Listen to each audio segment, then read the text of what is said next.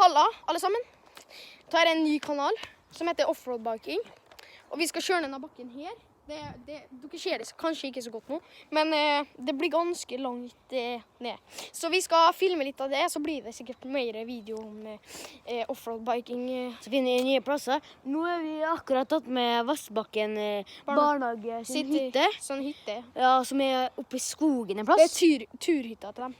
Og og senere skal vi på fjell og sånn da. Og så skal vi filme det. Vi skal fære ned fjell og sånn. Ja. Nå er vi på Frei. På en sånn hytte med Vassbakken barnehage sin hytte på Frei. Så det blir skikkelig bra. Ja. Er dere klar? La oss starte.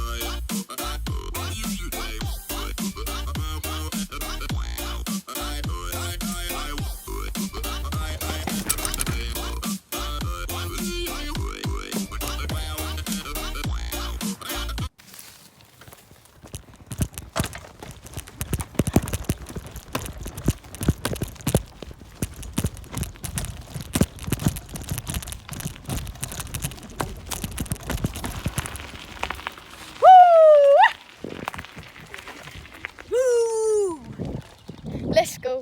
For dagens video. Vi snakkes en annen dag. Ha det bra.